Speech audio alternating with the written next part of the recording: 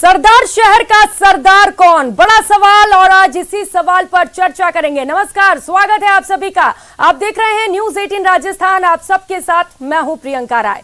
2023 चुनाव से पहले राजस्थान की सत्ता का सेमीफाइनल होने जा रहा है। सरदार शहर सीट पर होने वाले उपचुनाव की तारीख तय हो गई है। अब मारामारी उम्मीदवार को लेकर है। बीजेपी उपचुनाव में प्रत्याशी को लेकर समीकरण बना रही है, तो वहीं कांग्रेस सहानुभूति लहर की ओर जा सकती है। फिलहाल दोनों ओर से सियासी दंगल के पहलवानों का नाम फाइनल नहीं हुआ है। आंकड़ों को देखें तो पिछले 7 उपचुनाव में कांग्रेस का पलड़ा भारी रहा है। बीजेपी सिर्फ 2 उपचुनाव जीत पाई है, लेकिन बीजेपी कांग्रेस किला ढहाने की बात कह रही है। सरदार शहर का सरदार कौन, इसी पर आज चर्चा और तमाम मेहमान हमारे साथ जुड़ेंगे। उससे पहले ये रिपोर्ट देखिए। सरदार शहर विधानसभा उपचुनाव का दंगल।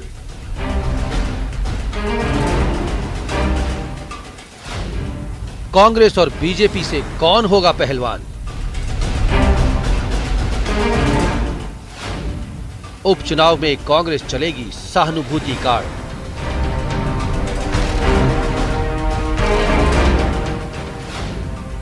सत्ता के सेमीफाइनल में मिलेगा नया उम्मीदवार।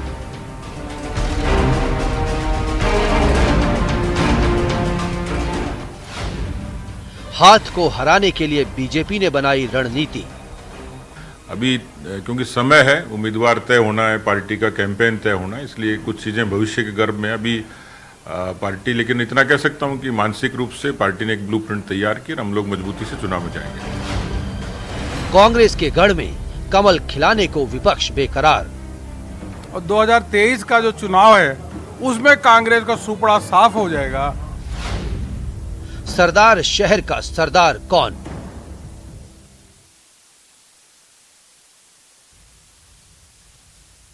तो बिगुल बच चुका है। सरदार शहर का सरदार कौन होगा, ये बड़ा सवाल है और इसे लेकर तारीखों का भी ऐलान कर दिया गया है। इसी पर आज चर्चा करेंगे। मिथिलेश जैमिनी वरिष्ठ पत्रकार हमारे साथ जुड़ चुके हैं। राजपाल चौधरी प्रवक्ता आरएलपी के हैं, वो हमारे साथ जुड़ चुके हैं। आशीष चतुर्वेदी जो कि भाजपा के नेता हैं, वो भी इस वक्त हमारे साथ जुड़ चुके हैं। और इसके साथ ही प्रतीक सिंह जो कि कांग्रेस के नेता हैं, वो भी इस वक्त हमारे साथ जुड़े हुए हैं। बहुत स्वागत है आप सभी का न्यूज 18 राजस्थान पर।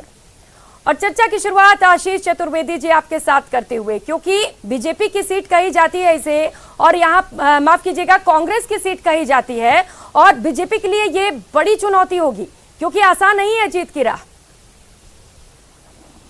देखिए प्रियंका जी, आज 6 राज्यों के 7 उपचुनावों के रिजल्ट भी आए हैं और भारतीय जनता पार्टी उन 7 में से 6 विधानसभा चुनाव लड़ी थी और 4 में भारतीय जनता पार्टी जीत चुकी और 1 में कांटे का मुकाबला चल रहा है। देखिए, निश्चित रूप से चुनौती, हर चुनाव को भारतीय जनता पार्टी एक चुनौती की तरह लेती है।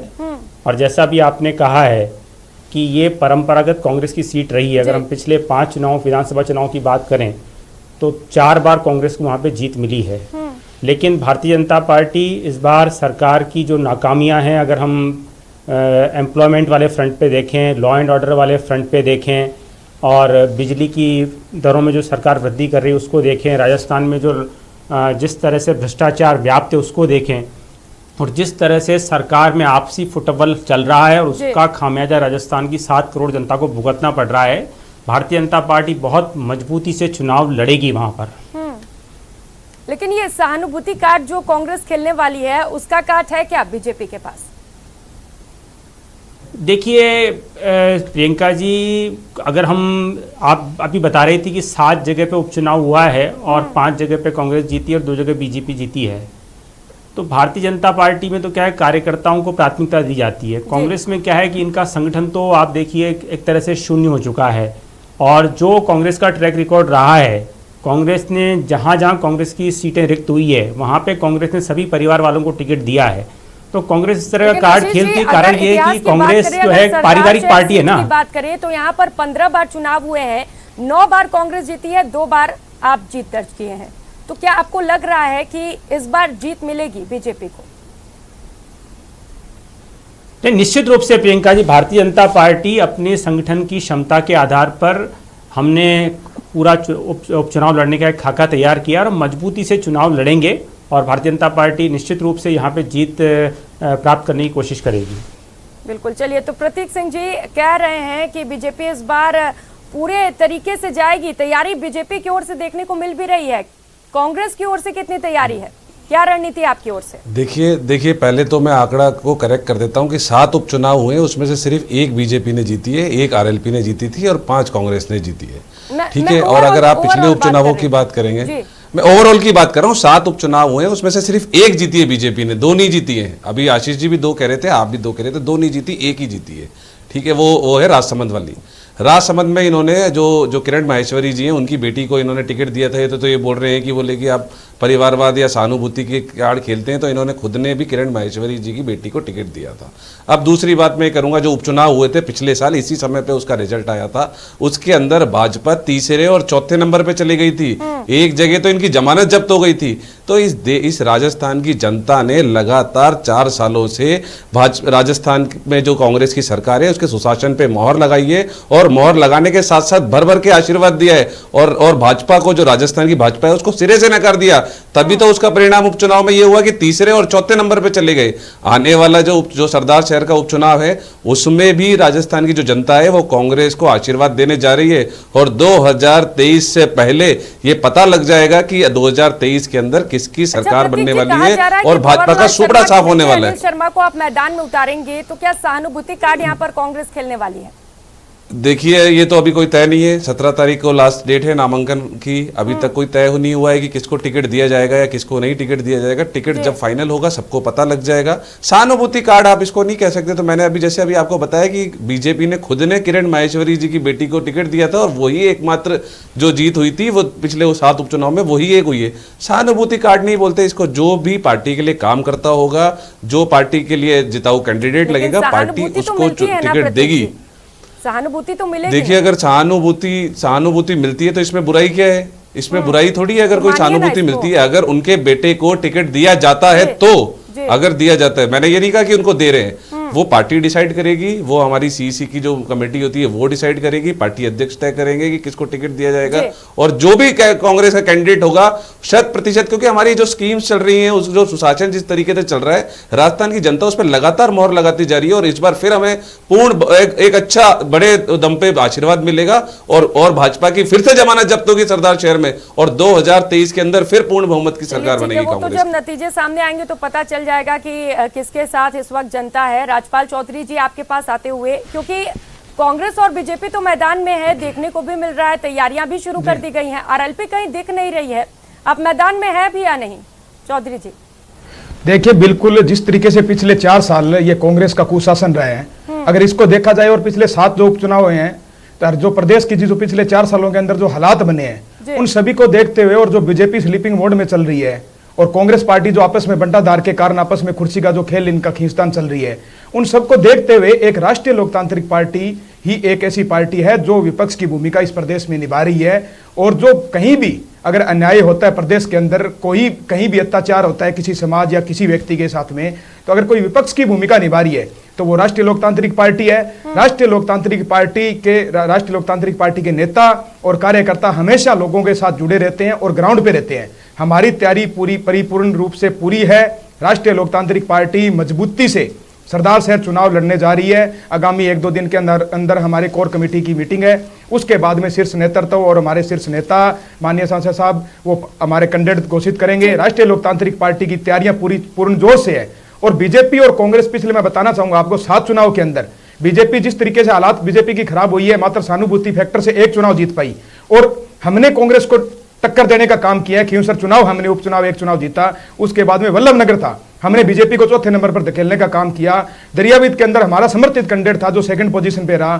जो सुजानगढ़ का चुनाव था, हमने वहां पे तकरीबन बीजेपी के साथ 4-5 हजार वोटों का डिफरेंस रहा, उससे लगती हुई सीट है, और तकरीबन 80-90 हजार के कमी बचा है। चुनाव में तारीखों का ऐलान कर दिया गया। उम्मीद है कि आरएलपी भी जल्द ही इस मैदान में कूदेगी और उसकी ओर से भी एक्टिवनेस देखने को मिलेगा। मिथिलेश जामनी जी, आपके पास आते हुए, क्योंकि इस बार जो चुनाव है बहुत बेहद दिलचस्प भी होने वाले हैं, क्या लग रहा है? अगर समीकरणों पर नजर डालें, इतिहास पर नजर डालें, तो इस बार किसकी जीत संभव है? मिथिलेश जामनी जी। देखिए प्रियंका जी, जो ये सीट का मामला है, इसमें कांग्रेस की ट्रेडिशनल सीट है, लेकिन अगर हम भंवर लाल शर्मा की बात करें तो वो खुद पहला चुनाव उन्होंने INLD से चुनाव लड़ा था, इनेलो से। उसके बाद वो जनता दल में चले गए थे, फिर कांग्रेस में आए, तो वो बदलते रहे, वो जोड़ तोड़ की राजनीति में माहिर है। कांग्रेस जहां तक उनके बेटे अनिल शर्मा को टिकट देने की बात कर रही है, लेकिन कांग्रेस के सामने चुनौती है कि उनके सगे चाचा श्यामलाल ने भी वहां ताल ठोक दी है। जो सहारड़ा में कांग्रेस के सामने दिक्कत थी कि भाभी और देवर में से किसको चुने, उन्होंने भाभी को चुन लिया और भाभी चुनाव जीत गई, गायत्री त्रिवेदी। वैसी ही हालात, सेम हालात वहां है। वहां सरदार जो शहर सीट है, वो उस पर कांग्रेस के लिए प्रत्याशी के चयन में उनका जो चाचा है, अनिल शर्मा जी का चाचा, जो भंवरलाल शर्मा जी के ब्रदर हैं, उन्होंने जो पंचायती राज के चुनाव में उनकी भाभी यानी भंवरलाल शर्मा जी की पत्नी को चुनाव हराया था। अब बीजेपी का मामला बड़ा टफ है वहां, क्योंकि बीजेपी वहां उनके पास एकमात्र जो चेहरा है वो है जो रतनगढ़ से पूर्व मंत्री रहे और जो बीजेपी से चुनाव लड़े और 30,000 वोट जीतकर रहे, वन मंत्री बने, राजकुमार रिणवा। क्योंकि राजकुमार रिणवा की जो छवि है वो धार्मिक छवि है, गोभक्त की छवि है, और वो काफी दिनों से सरदार शहर में सक्रिय हैं। ऐसे में राजकुमार रिणवा के अलावा बीजेपी के पास वहां कोई चेहरा है नहीं। अब दूसरी इंपॉर्टेंट चीज है कि बीजेपी के दो जो बड़े नेता, उनकी दाव है, साख दाव पर है। जो सतीश पूनिया जी जो दावा करते हैं कि मैं उसी क्षेत्र में जन्मा जाया हूं, वो उसमें जीत दिला पाते हैं नहीं। दूसरा जो बीजेपी के सबसे कद्दावर नेता माने जाते हैं, राजेंद्र राठौड़, जहां जहां उनको बनाया गया है वहां बीजेपी आ रही है, चाहे मंडावा हो चाहे सुजानगढ़ हो, तो वो भी एक परीक्षा है बीजेपी की। और तीसरा जो हनुमान बेनीवाल की बात की जा रही है, हनुमान बेनीवाल चूरू में पहले ही जनसभा घोषित कर चुके थे, और पिछले दिनों जो शहीद का एक कार्यक्रम था उसमें जिस तरीके से प्रेम सिंह बाजोड़ ने कहा कि जाटों में एकमात्र चेहरा है वो हनुमान बेनीवाल है, तो जिस तरीके से आरएलपी का शेखावटी में ग्राफ बढ़ रहा है, तो आरएलपी वहां बड़ी चुनौती साबित हो सकती है। पिछले चुनाव में भी उन्होंने वहां प्रत्याशी उतारा था बलदेव शारण और 10,000 वोट लिए थे। तो ये जो पूरा सरदार शहर है उसमें इस बार बड़ी टफ टक्कर होने वाली है। और सरदार शहर में उससे जो इंपॉर्टेंट चीज है कि ये उपचुनाव, इसका असर नहीं होगा। अगर हम आज बात करें उपचुनाव के रिजल्ट की, तो हरियाणा में जो रिजल्ट आए हैं, कुलदीप बिश्नोई ने कांग्रेस छोड़ी, बीजेपी में आए और उनके बेटे ने चुनाव जीत ली। भूपेंद्र हुड्डा, उनके बेटा वहां 20 दिन रहे, उसके बावजूद हार गए। ऐसे तेलंगाना की एक सीट है मंडूगड्डू, वहां कांग्रेस के विधायक ने कांग्रेस छोड़ी और बीजेपी में गए और वो सेकंड नंबर पे आए। जबकि तेलंगाना में राहुल गांधी की यात्रा निकली, जो एक नैरेटिव सेट हो रहा है कि राहुल गांधी लोगों से नहीं मिलते हैं, कुलदीप बिश्नोई ने इसी कारण छोड़ी, उसका खामियाजा कांग्रेस को भुगतना पड़ रहा है। कांग्रेस के खिलाफ एक नैरेटिव सेट हो गया। इस परिणाम कुछ भी रहे सरदार शहर का, 2023 में कांग्रेस के इन परिणामों का कोई असर नहीं होने वाला है। जो खींचतान चल रही है, जो यूथ बनाम 1980 का बैच है, राहुल गांधी को सबसे पहले जो 1980 की भर्ती की हुई है कांग्रेस में, उस बैच को जब तक किनारे नहीं लगाया जाएगा तब तक कांग्रेस का यूथ नाराज रहेगा और जो एक नैरेटिव है वो नेगेटिव हो जाएगा। चाहे आप बिहार में देख लीजिए, बिहार में आज जो उपचुनाव का रिजल्ट आया वो बड़ा जोरदार रिजल्ट आया है। वहां ओवैसी और बीजेपी ने मिलकर, ओवैसी और बसपा ने मिलकर एक सीट बीजेपी को जिता दी, एक राजद जीत की। तो वही ओवैसी 2023 में राजस्थान में आने की तैयारी कर रहे हैं। तो राजस्थान में कांग्रेस का क्या होगा 2023 में, यह बड़ा सख्ते का मामला है। इस सरदार शहर की सीट को जीतकर हम या उपचुनाव को जीतकर हम 2023 से नहीं जोड़ सकते। प्रतीक सिंह जी, कहीं चाचा श्यामलाल शर्मा मुसीबत ना बन जाए कांग्रेस पार्टी के लिए? नहीं, कांग्रेस पार्टी के लिए मुसीबत कोई भी नहीं है। और मिथिलेश जी ने सारी जगह की तो चर्चा कर ली। मुझे लगता है जो अभी जो महाराष्ट्र में एक उपचुनाव हुआ उसकी भी चर्चा होनी चाहिए थी, जहां पे बीजेपी तीसरे नंबर पे चली गई, नोटा दूसरे नंबर पे रही है और जो कांग्रेस समर्थित जो शिवसेना, उद्धव शिवसेना था, उसका कैंडिडेट जीता है। और आइए जो कह रहे थे कि इस उपचुनाव का, मैं कह रहा हूँ हर एक चुनाव का आने वाले चुनावों पे असर पड़ता है और उसी से ही तो जनता बताएगी। जनता कैसे बताएगी कि आपके सुशासन में हमारा विश्वास है, आपकी स्कीम्स में हमारा विश्वास है, आप जो शासन चला रहे हैं उसमें हमारा विश्वास है। तो चुनाव ही तो एक जरिया होता है। उस चुनाव में जो उपचुनाव होने वाला है सरदार शहर का, उसमें कांग्रेस पार्टी एक लंबे मार्जिन से जीतेगी और जो बाकी के जितने भी जो पार्टियां अलग अलग बोल रही हैं कि हम ये कर देंगे, उनकी सबकी जमानत जब्त होगी, आप देख लीजिएगा। और 2023 में फिर से पूर्ण बहुमत से कांग्रेस की सरकार बनेगी। चलिए, अच्छी बात है। आशीष चतुर्वेदी जी, आपके पास आते हुए, क्योंकि देखिए आग का दरिया है और बीजेपी के लिए तो बहुत ज्यादा चुनौतियां हैं। कोई प्रत्याशी है ऐसा आपके पास? क्योंकि कहा यह जा रहा है कि बीजेपी के पास कोई ऐसा बड़ा फेस ही नहीं है जिसे वे कैंडिडेट के तौर पर उतारे। देखिए प्रियंका जी, 17 तारीख जो है नामांकन भरने की आखिरी तारीख है। उसके पहले भारतीय जनता पार्टी कार्यकर्ताओं में जो सबसे जिताऊ उम्मीदवार होगा उसको वहां पे प्रत्याशी बनाएगी। और अभी प्रतीक सिंह जी बोल रहे थे, महाराष्ट्र के उपचुनाव की बात कर रहे थे, तो मैं आपके चैनल के माध्यम से बताना चाहता हूँ, भारतीय जनता पार्टी ने अंधेरी ईस्ट सीट से अपना कोई उम्मीदवार खड़ा ही नहीं किया गया था।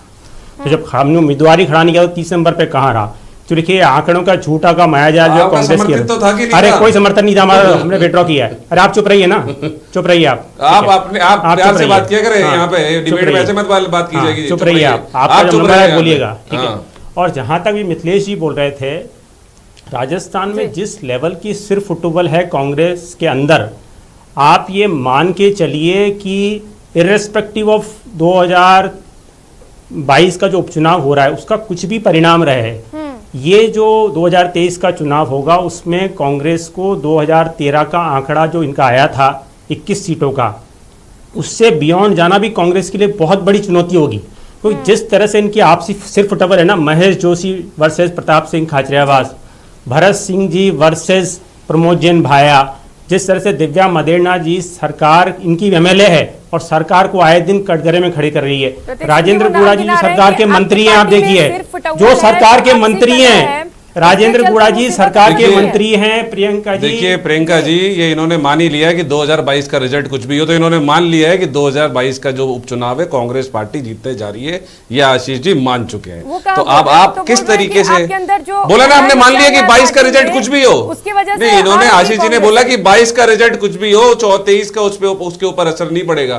तो मैं कह रहा हूं ये मान चुके हैं कि कांग्रेस पार्टी 2022 का जो आखिरी उपचुनाव है इस विधानसभा का, वो कांग्रेस पार्टी जीतने जा रही है। अब 2023 की आप बात करेंगे तो 2023 में एक घर में जब लोग होते हैं तो उनके आपस में मतभेद हो सकता है, लेकिन इसका मतलब ये नहीं है कि हम चुनाव नहीं जीतेंगे। हम सुशासन दे रहे हैं और निरंतर दे रहे हैं, और राजस्थान की जनता ने निरंतर हमको आशीर्वाद दे के उपचुनाव में निरंतर हमको आशीर्वाद दे करके ये प्रूफ किया है कि राजस्थान की जनता को कांग्रेस की सरकार एक सुशासन देने में सफल रही है। और इसी कारण से 2023 में देख लीजिएगा आप दोबारा से, पहले 99 हमारी सीटें आई थी, अब की बार 150 से ऊपर सीटें ला करके हम सरकार बनाएंगे राजस्थान में। राजपाल चौधरी जी, प्रतीक जी तो एकदम आश्वस्त हैं, पूरी तरह से कॉन्फिडेंट नजर आ रहे हैं कि उन्हीं की जीत होने वाली है। आपके पास कोई ऐसा प्रत्याशी है क्या जिसे मैदान में उतारें और बीजेपी और कांग्रेस दोनों को मुंह तोड़ जवाब दे सके? देखिए प्रियंका जी, हमारा प्रत्याशी है हमारे काम करने का तरीका जी। इन पार्टियों के पास में कोई विजन नहीं है, इनको प्रदेश की जनता से कोई मतलब नहीं है, जनता तरसत है, बदहाल है। पिछले 4 साल के अंदर मुख्यमंत्री जी अपनी कुर्सी छोड़ना नहीं चाहते, वो मुख्यमंत्री बना रहना चाहते हैं, सचिन पायलट मुख्यमंत्री बनना चाहते हैं। यही हालात बीजेपी की है। जो प्रदेश अध्यक्ष है वो बारी बारी परीक्षाएं दे रहे हैं, बारी बारी उनकी परीक्षाएं हो रही है, पर पेपर लीक का बहाना बोलकर उनको छोड़ दिया जाता है कि उनका रिजल्ट ही नहीं आता। फिर उनकी परीक्षा देने का टाइम आ गया, वो कहते हैं कि मैं उस एरिया से निकला हूं। तो इन पार्टियों के आपस में हर जिस बीजेपी का तो ये हालात है, जिस दिशा में जाओगे उसी दिशा में आपको सीएम कैंडिडेट मिलेगा। आप जोधपुर की दिशा में जाओगे वहां नया सीएम, इधर झालावाड़ साइड जाओगे वहां सीएम, शेखावटी में जाओगे वहां सीएम, जयपुर में सीएम, जिस दिशा में जाओगे सीएम है। यही हालात कांग्रेस का है। कांग्रेस के अंदर आपस में लड़ना चाहते हैं। सचिन पायलट ने रट बना ली, एक बच्चे की तरह लगे हुए हैं कि मुझे कुर्सी मिलेगी तभी मैं काम करूंगा, अन्यथा मुझे इस प्रदेश की जनता से कोई मतलब नहीं है। अब उनको ये बात कौन समझाए कि अगर सीएम रह के ही आप जनता का भला नहीं कर सकते, आप इस जनता का भला वैसे भी कर सकते हो। मुख्यमंत्री जी है वो सचिन पायलट को ठिकाने लगाने में लगे हुए हैं। तो आपस में इनका बदहाल है। हमारा कैंडिडेट है, हमारे काम करने का तरीका, हमारा जो विजन, हम विजन से उतरेंगे। जो हमारे विजन है, हमने प्रदेश के पिछले 4 सालों में प्रदेश के जो विपक्ष की भूमिका है वो हमने निभाई है। देखिए राष्ट्रीय लोकतांत्रिक पार्टी जहां भी कोई आगजनी हुई, जहां भी इस प्रदेश को न्याय की जरूरत पड़ी, किसी भी समाज या किसी भी धर्म के लोगों को कुछ भी हो, राष्ट्रीय लोकतांत्रिक पार्टी के कार्यकर्ता और राष्ट्रीय लोकतांत्रिक पार्टी के नेता ने वहां पे जमकर सबसे पहले उस संकट की घड़ी में उसको बचाने का काम किया है। राष्ट्रीय लोकतांत्रिक पार्टी के जो सुप्रीमो है, उन्होंने कोई भी मुद्दा हो उसको इस प्रदेश के पटल से लेकर विधान संसद के पटल तक उठाने का काम किया है। राष्ट्रीय लोकतांत्रिक पार्टी के विधायकों ने जिस तरीके से जो गहलोत के करीबी जो विधायक है या जो किसके करीबी जो मंत्रिमंडल के लोग हैं उनके ऊपर आरोप लगे, किसी के हत्या के मुकदमे लगे, किसी के ऊपर बलात्कार के मुकदमे लगे, उनके खिलाफ बीजेपी मौन रही और राष्ट्रीय लोकतांत्रिक पार्टी ने पूरे जोर से विधानसभा के अंदर वो मुद्दे उठाने के काम किए। जिस तरीके से कांग्रेस सरकार ने जो मंत्रियों के ऊपर भ्रष्टाचारों के आरोप लगे थे उनको दबा दिया गया था, पर बीजेपी सारे मुद्दों पर मौन रही, लेकिन आरएलपी ने उन सभी मुद्दों को उठाया है। इसका घाटा बीजेपी को पहुंचेगा। देखिए प्रियंका जी, अभी थोड़े दिन पहले ही हमने जब विधानसभा का सत्र बुलाया था सरकार ने, तो हमने विधानसभा का घेराव किया। हर जिले पे, हर संभाग स्तर पे भारतीय जनता पार्टी की जन आक्रोश रैलियां हो रही है। तो भारतीय जनता पार्टी सरकार के खिलाफ लगातार प्रदर्शन कर रही है और भारतीय जनता पार्टी को अपार जन समर्थन भी मिल रहा है। और आप मान के चलिए हम चुनाव को बहुत अच्छे से लड़ेंगे। चुनावी मैदान में उतरने वाली है आशीष जी। मैंने बताया ना आपको, जो बेसिकली आप देखिए तो राजस्थान लगातार बेरोजगारी में, जब से अशोक गहलोत जी राजस्थान के मुख्यमंत्री बने हैं, बेरोजगारी में या तो नंबर 1 रहता है या नंबर 2 रहता है। जहां पे देश में बेरोजगारी की दर 7-7.5% रहती है, राजस्थान में 30% से पार जाती है। राजस्थान में आए दिन पेपर लीक हो रहे हैं, भर्तियां निरस्त हो रही है। इसके कारण और जो पेपर हो रहे हैं उसमें आप देखिए 16-16 लाख लोग बैठते हैं। इसका मतलब आपने अपने 4 साल के कार्यकाल में इतना बड़ा जो है बेरोजगारों का जनसमूह खड़ा कर लिया है। तो बेरोजगारी एक मुद्दा है, अपराध एक इतना बड़ा मुद्दा है। देखिए जयपुर जैसे शहर में डकैतियां हो रही है, चोरी नहीं डकैतियां हो रही है शहर के अंदर। आप देखिए लूट हो रही है, अभी जोधपुर में डकैती हुई है, जयपुर में तो आए दिन डकैतियां होती है। साल भर के अंदर आप देखिए 20 से अधिक ये डकैतियां जयपुर शहर में हो चुकी है। भ्रष्टाचार में पूरे देश में अगर हम बात करें तो महाराष्ट्र के बाद यहाँ पे जो स्थान है राजस्थान का वो दूसरा है। सरकार जिस तरह से तुष्टीकरण कर रही है, जिस तरह से एक संप्रदाय के खिलाफ जो है, हम जो हिंदुओं के खिलाफ जिस तरह सरकार कार्य कर रही है, आप देखिए हिंदुओं के जो 9 वर्ष है उसको परमिशन नहीं देना है।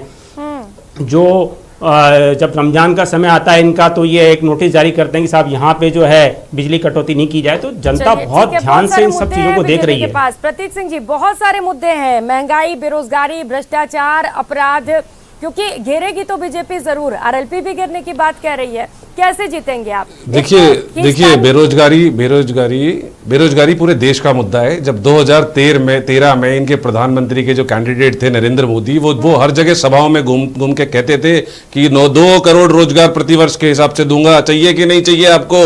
और हुआ क्या, 8 साल के अंदर 16 करोड़ रोजगार देने थे। संसद में रिपोर्ट पेश हुई, पता लगा 7.5 लाख लोगों को दिए, 7.5 लाख लोगों को नौकरियां दिए। 22 करोड़ लोगों ने अप्लाई किया था, 22 करोड़ लोगों ने नौकरियों के लिए अप्लाई किया 7.5 साल में। इसे लेकर तो बिल्कुल हम बेरोजगारी, महंगाई देखिए ना। आप क्या कहते थे, बहुत हुई पेट्रोल डीजल की मार, अब की बार मोदी सरकार पेट्रोल डीजल के बार अभी दाम करा दिए 100 के पार। आप सिलेंडर की बात कीजिए, 400 रुपए का सिलेंडर देते थे, सब्सिडी देती थी केंद्र सरकार। अब कितने रुपए का सिलेंडर मिल रहा है जनता को? 1000 रुपए का। तो बात ना तो नोटबंदी पे करते हैं, ना जीएसटी पे करते हैं, ना महंगाई पे करते। बहुत बहुत शुक्रिया। तो महाचुनाव, उपचुनाव और इसे लेकर अब घमासान शुरू हो चुका है। तारीखों का ऐलान कर दिया गया है और सभी पार्टियां अपनी अपनी जीत की ऐलान कर रहे हैं, घोषणा कर रहे हैं और ताल ठोक रहे हैं। अब फिलहाल देखने वाली बात यह होगी कि जीत किसकी होती है। बहुत शुक्रिया आप सभी का, नमस्कार।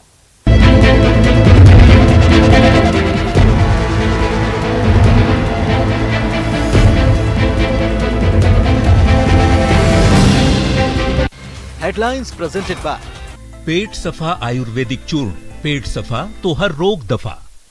सफा आयुर्वेदिक चूर्ण, पेट सफा तो हर रोग दफा।